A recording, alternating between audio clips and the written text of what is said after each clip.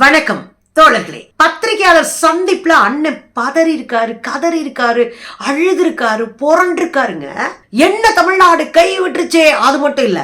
இன்னொன்னு பாத்தீங்கன்னா, நான் எதிர்பார்த்த ஓட்டு இது இல்லைங்க.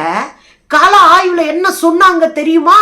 கள ஆய்வுல கந்தலும் கதக்கல்னு 1000 கதை அடிப்பானுங்க. உண்மை வேறாவில் இருக்கும்.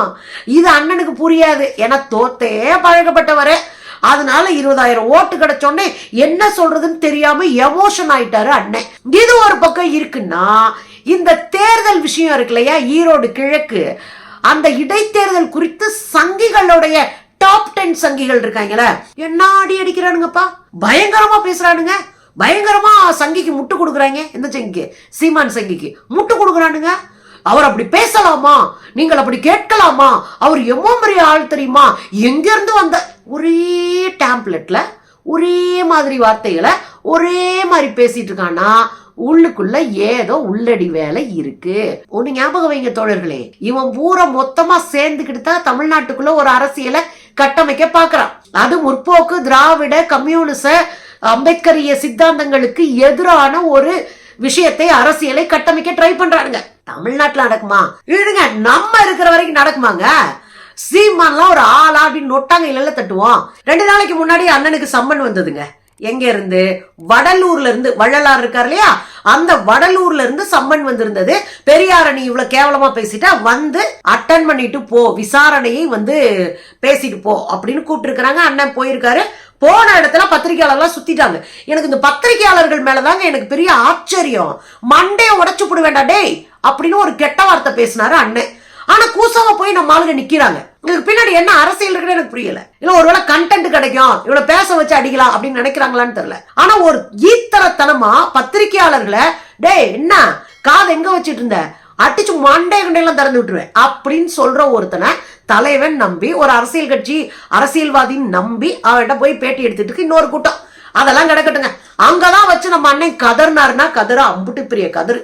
அப்படி என்னங்க கதர்னாரு அப்படின்னா, அண்ணன் சொல்றாரு, ஏங்க திமுகவும் நாங்கள் தானே மெயினா நின்னோம், ஏன் இந்த பத்திரிகைகள்லாம் திமுகவும் நாம் தமிழரும் போட்டி அப்படின்னு போடக்கூட யோசிக்கிறீங்க, பேசக்கூட யோசிக்கிறீங்க, கேள்வி கேட்க யோசிக்கிறீங்க. எப்படி 2 ஈக்குவல் ஆகும்? சீமானுக்கு அறிவு வேணும்ல, எப்படி 2 ஈக்குவல் ஆகும்?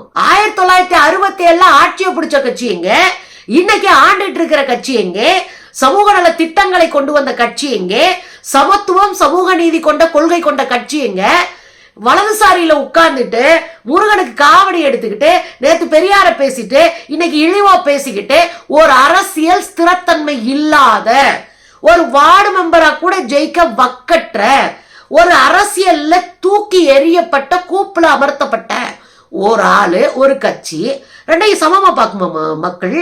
ஊடகங்கள் சமமா பார்க்கணுமா? இது எவ்வளவு பெரிய அயோக்கியத்தனம்.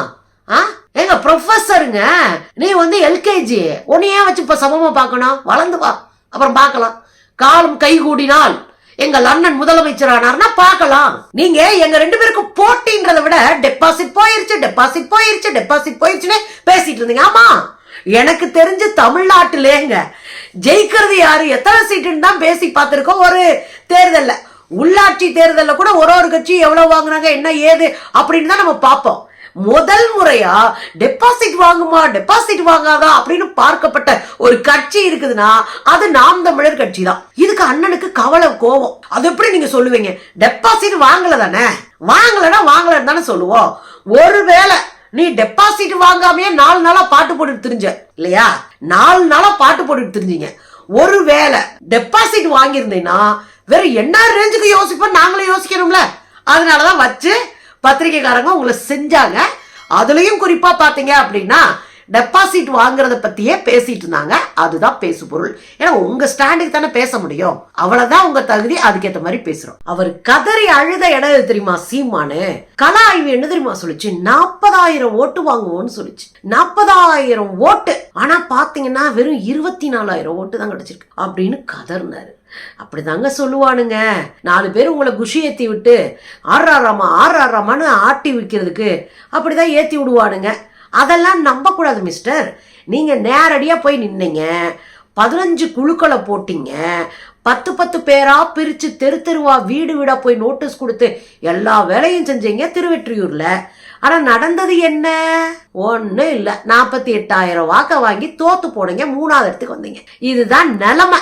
உங்களுக்கே இதான் நிலைமைன்னா உங்க கூட இருக்கிற அல்லு சில்லு அறவேக்காடுகளுக்கு இதை விட மோசமான நிலைமை தான் வரும். அத முதல்ல சீமானத்தை புரிஞ்சுக்கணும். அதனால 40,000 ஓட்டு சொன்னாங்கன்னா 4 லட்சம் ஓட்டுன்னு கூட தான் சொல்லுவாங்க. அதெல்லாம் மைண்ட்ல வச்சுக்கிட்டு அழப்படாது, சரிங்களா? அதோடங்க இந்த சீமானுக்கு ஒண்ணுன்னு சீமான நம்ம அடிச்ச உடனே அவருக்கு வலிக்குதோ இல்லையோ, இங்க இருக்கிற அத்தனை பார்ப்பன கும்பலுக்கும் வலிச்சுச்சு. எச்சராஜா ஓடி வராரு, ஐயா ஆடிட்டர் குருமூர்த்தி ஓடி வராரு. என்னையா திடீர்னு பார்ப்பனியம் மொத்தமா குழுவா ஓடி வந்து கும்மி அடிக்கிறீங்க அப்படின்னா, அதுக்கப்புறம் பல பாப்பாங்க வெளியே வந்திருக்கான், சில சூத்திரங்களும் வெளியே வந்திருக்கானுங்க, பாக்கணும்ல. இதுல திடீர்னு ரங்கராசு, இந்த போண்டைன்னு ஒண்ணு இருக்கும்ல, அந்த ரங்கராசும் இன்னொரு தான் போடுதாஸ், இந்த 2 பேரும் பயங்கரமா முட்டு கொடுக்குறாங்க. எனக்கு ஆச்சரியம் என்னன்னா, இந்த தேர்தலுக்கு பின்னாடி ரிசல்ட் வந்ததுக்கு அப்புறம் இந்த சீமானுக்கு அவ்வளவு பெரிய முட்டு கொடுக்குறான். பேர் அதிர்ச்சி இல்லங்க, டேய் வெளிப்படையாவே எல்லாத்தையும் பண்ணிட்டு அப்புறம் என்ன சீமான் போய் முட்டு கொடுக்குறான்? ஐயோ நாங்கெல்லாம் வலதுசாரிகள் கிடையாது, நாங்கெல்லாம் சங்கி கிடையாது, சங்கினா செருப்பால் அடிப்பேன்னு செருப்பை தூக்கி காட்டுறான். சங்கி பையன் தானே அவன். அதுக்கப்புறம் பாத்தீங்கன்னா ரஜினியை சந்திச்சுட்டு வந்து நாங்க சங்கி என்றால் தோழன் என்று பொருள். கேடு கட்டத்தனமா இல்ல? இன்னைக்கு தான் வெளிப்படையா பல்லுலிக்குதே கொண்டைய மரம் மிஸ்டர் சீமான், கொண்டைய மரம். ஏன்னா வெளிப்படையா தெரியுது. அதுல பூண்டை என்ன சொன்னாருன்னா, ஒரு பத்திரிகையாளர் ஒரு கேள்வி கேட்கிறாங்க, என்னங்க இவரெல்லாம் அழிஞ்சிருவாரு அப்படி இப்படின்னு சொல்றாங்களே, என்ன நீங்க குறைச்சு மதிப்பிடக்கூடாது. யார? சீமான குறைச்சு மதிப்பிடக்கூடாதான். சீமான் படிப்படியா வளர்ந்து வர்றாராம். முதல்ல 1.5% ஓட்டுல இருந்து இன்னைக்கு 8% ஓட்டு வரைக்கும் படிப்படியா வளர்ந்துட்டாராம். அதுலயும் நீங்க பாத்தீங்கன்னா 30 லட்சம் ஓட்டு வரைக்கும் வளர்ந்துருக்காராம். பயங்கரமான வளர்ச்சியா சீமானுடைய வளர்ச்சி. ஒருத்தருடைய வளர்ச்சியும் தோல்வியும் ட்ராக் ரெக்கார்டை வச்சுதாங்க புரியணும். யாரு? ட்ராக் ரெக்கார்டு அண்டர்லைன் பண்ணிக்கோங்க, அடுத்த சீனுக்கு வரும், இந்த தேவைப்படும். ட்ராக் ரெக்கார்டு யாரு ட்ராக் ரெக்கார்ட் பண்ணா? இந்த சீமான். என்ன பண்ணாராம்? கொஞ்சம் கொஞ்சமா வளர்ந்துட்டு வந்தாராம். சரி, ட்ராக் ரெக்கார்டை செக் பண்ணிட்டு இங்க ரங்கராஜ் சொல்றாரு, எது சீமான இவ்வளவு தூரம் மேல கொண்டு வந்துச்சு தெரியுமா? பேச்சு, தலைமை பண்பு. எதே தலைமை பம்பா? இந்த பம்பு எங்க இருக்குன்னே தெரியாதே. தலைமைத்துவம் என்பது சாதாரண விஷயம் இல்லைங்க. ஒரு கெத்து காட்டி ஒரு இனத்திற்கு வழிகாட்டுவது, இது ஒரு ஏதோ வித்த காட்டிக்கிட்டே கஞ்சியா குடிச்சு தெரியுதே, இது தலைமை பம்பா? சித்தாந்தம். அடுத்து எங்க பேசுறீங்களா? கூச்சநாச்ச வேணாமா ரங்கராஜ்? கூச்சநாச்ச வேணாமா? நீங்க வாட்டுக்கு அடிச்சு விட்டு போறீங்க. சித்தாந்தம், தலைமை பண்பு, ஆளுமை, பேச்சு. என்ன இதுல ஏதாவது ஒன்னாவது இருக்கா? பேச மட்டும் தான் தெரியும். அந்த பேச்சுலயும் நியாயம் இருக்காது. கதை கட்டி விட்டுக்கிட்டே ஊரை உருட்டி விட்டுக்கிட்டே என்ன இது? அதுலயும் சொல்றாரு தலைமை பண்பு, அதோட சித்தாந்த தெளிவும். யோ, சித்தாந்தத்துக்கு ஸ்பெல்லிங்கே தெரியாது அந்த ஆளுக்கு. சித்தாந்தத்துக்கு ஸ்பெல்லிங் தெரியாது. அதனால சோறு கிடைக்கிறதுக்காக பெரியார பேசினாரு, கஞ்சி குடிக்கணுன்றதுக்காக திராவிடம் பேசினாரு. இப்ப கொஞ்சம் நல்ல லெவலுக்கு கஞ்சி குடிக்கணுன்றக்கா தமிழ் தேசியம் பேசிட்டு இருக்காப்ல. இன்னும் நல்ல லெவலுக்கு கஞ்சி குடிக்கணும்னா வெளியூர்ல இருக்கிற இந்த மூளையே ஒர்க் பண்ணாம ஓரமா எடுத்து கழட்டி முட்டியில கட்டிட்டு அலைவானுங்கல்ல, அவங்க பூரா கஞ்சிக்கு காசு அனுப்பணும்னு துமிழ் தேசியம் பேசிட்டு அதுலயும் பிரபாகரனை கொண்டு வந்து உட்கார வச்சுக்கிட்டாரு. பாவம் அந்த மனுஷன். இவனால நாம அவங்க 2 சாத்த வேண்டி இருக்கு. இப்ப பிரபாகரனை கூட்டு வந்து உட்கார காரணம் என்ன? திரள் நிதி, தின்றதுக்கு சோறு, என்னமோங்க. இதுதான் அந்த ஆளுக்கு தெரிஞ்ச சித்தாந்தம். சித்தாந்தம்னா உசுரே போனாலும் எனக்கான அடையாளத்தை நான் இழக்க மாட்டேன், என் சித்தாந்த தெளிவு, என்னுடைய அரசியல் நிக்கிறான் பாருங்க, காசுக்கு சோரம் போகாம நிக்கிறான் பாருங்க களத்துல, இதுதான்டா நான் என் வாழ்க்கை நிக்கிறான் பாரு, அவன் தான் சித்தாந்த ஆளு. நீ எல்லாம் சித்தாந்தத்துக்கு ஸ்பெல்லிங் தெரியாத ஒரு கூமுட்டை. தனித்து போட்டிட்டே பெரிய அளவுல வந்துட்டாராம். அது அந்த உடைக்கவே முடியாதா? அப்படி யாருமே இது வரைக்கும் ஜெயிச்சது இல்லையா? தனித்து போட்டிட்டே இவ்வளவு ரேஷியோ வாங்கி தமிழ்நாட்டினுடைய ஒரு அங்கீகரிக்கப்பட்ட கட்சியா சீமான் மாறி இருக்கான். அந்த ஆளுகிட்ட காசை வாங்கிட்டு எந்த இடத்துல யாரை நிப்பாட்டணும்னு பாத்துக்கிட்டு ஓட்ட பிரிக்கிற வேலையை பார்த்து அந்த ரேஷியோவை காட்டி அதன் மூலமா கஞ்சி குடிச்சிட்டு இருக்கான் ஒரு பக்கம். இதுல இவரை தனித்து நின்று கிழிச்சார, தனித்து நின்று டெபாசிட் வாங்கல, அதுக்கு என்ன பெரிய பெருமை வேண்டி கிடக்கு? ஒரு ஆளு 10 இடத்துல நிக்கிறதுக்கும் 234 இடத்துல நிக்கிறதுக்கும் வித்தியாசம் இல்ல. 234 இடத்துல ஒத்த ஓட்டுனாலே 230 ஓட்டு ஈஸியா வாங்கிட்டு போயிடலாம். அதான் கணக்கே, அந்த ஆள் வச்சிருக்க கணக்கே. ஜெயிக்கணும், அதிகாரத்துக்கு வரலாம், அந்த ஆள் கணக்குல இல்ல. இந்த ஆள் ஒரு பக்கம் இப்படி உருட்டி விட்டு போறான், இன்னொரு பக்கம் போடுதாசு உருட்டுனா உருட்டு, உங்க வீட்டு உருட்டு எங்க வீட்டு உருட்டு இல்ல, வேற லெவல் உருட்டு, பயங்கரமா உருட்டி இருக்காருங்க. போடுதாசு. இடைத்தேர்தல ஓட்டு வாங்கின ஒரே கட்சிங்க. இடைத்தேர்தல்ல ஓட்டு குறையும், ஓட்டு காணாம போயிருக்கு. ஆனா இடைத்தேர்தல்ல ஓட்டு வாங்கின ஒரே கட்சி நாம் தமிழர் கட்சிங்க. அது பெரிய விஷயம் இல்லையா? அந்த இதை காட்டுங்க. இதுவரை யார் செஞ்சிருக்கா? இதே தானே ரங்கராஜ் பேசினாப்ல, அப்படியே வாங்க. இன்னொரு விஷயம் தான், இந்த மனுஷனுக்கு, இந்த ஆளுக்கு ஓட்டு கிடைக்கிறது காரணம் என்ன தெரியுமா? ஓட்ட போட்டா போடு, இல்லன்னா போ அப்படின்னு மனுஷன் துணிச்சலா நிக்கிறாரு பாரு, அதுக்கு கிடைச்ச ஓட்டுங்க. டே என்னங்க நினைச்சிட்டு இருக்கீங்க? போட்டா போடுன்னு அறிவிச்சு வீட்டுல படுத்துக்கிட்டு இருந்தானா? ஒரு ஆளுங்கட்சி கூட பொதுக்கூட்டங்களை போடல. இந்த இடைத்தேர்தல்ல தெரு தெருவா தினந்தோறும் பொதுக்கூட்டம் போட்டவங்க, பிளெக்ஸ் போர்டு தெரு தெருவா வச்சவங்க, தெரு தெருவா பிரச்சார வாகனங்களை வச்சு செஞ்சவங்க, தமிழ்நாடு முழுவதும் இருக்கிற சின்ன பசங்களை பூரா திரட்டிட்டு வந்து மண்டபத்தில் அடைச்சு வேலை பார்க்க வச்சுவேன். எம்புட்டு வேலை! இவங்க பார்த்த வேலைக்கெல்லாம் 4 லட்சம் ஓட்டு வாங்கியிருக்கணும். அம்புட்டு வேலை பார்த்தாங்க. அவ்வளவு வேலை பார்த்துட்டு ஓட்டு இல்லாம உட்கார்ந்து இருக்கிறானுங்க. இவர் என்ன சொல்றாரு? அதெல்லாம் பயங்கரமா வேலை பார்த்துருக்குறாங்க. போட்டா போடு, போடலாம் போன்னு சொன்னாங்களாம் போடுதஸ்க்கு. அப்படி சொல்றாருன்னு என்ன அர்த்தம்? இவங்க போட மாட்டாங்க, நம்ம ஒரு கெத்து காமிச்சிட்டு போயிடலாம் அப்படின்ற உருட்டுதா. தீகா மேடையிலே பெரிய பெரிய விஷயங்களை செஞ்சுட்டு வந்தவர் தான் சீமானம். யோ சும்மா போயா, நாங்க கூப்பிட்டு பேச வைப்போம், அப்புறம் தோழர்கள்லாம் சேர்ந்து நைஸா கால் கையில விழுந்து குவார்டர் கெஞ்சி குடிச்சுக்கிட்டு காசை வாங்கிட்டு வீட்டுக்கு போவேன். இது என்ன அறுத்து தள்ளுனா? சும்மா நீங்க ஏதாவது பேச வைக்காதீங்க மிஸ்டர் போடுதாஸ்.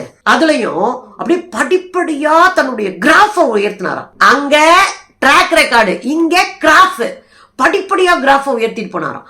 2% இருந்து 4, 5, 7 இப்படின்னு உயர்த்திக்கிட்டே போனாராம். இதெல்லாம் வேற எந்த கட்சி செய்யும்?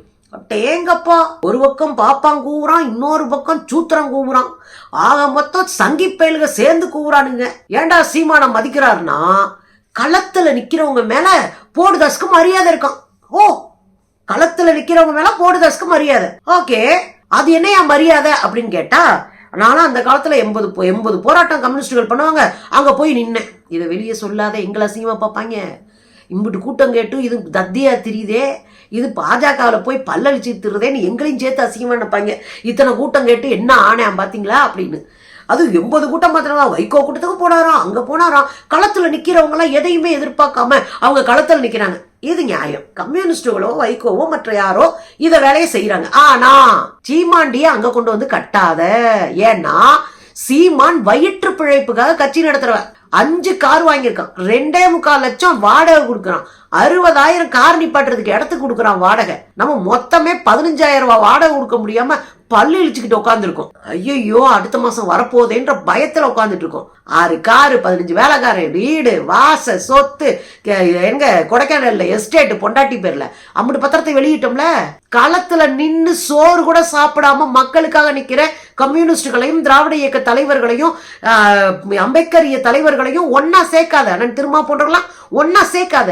இது தின்னி மாடு தின்றதுக்காக ஒரு கட்சி நடத்துது. அவங்க எல்லாம் மக்களுக்காக சோர்தனி இல்லாம கிடக்கிறவங்க. 2க்கு 1 இல்ல மிஸ்டர் போடுதாஸ். அதனால உங்க உருட்டு, உங்க வேலையை பாதியா இருந்தாலும் செஞ்சுட்டான்ற உங்க பாசம், இதெல்லாம் எங்களுக்கு புரியுது. அடக்கி வசிங்க.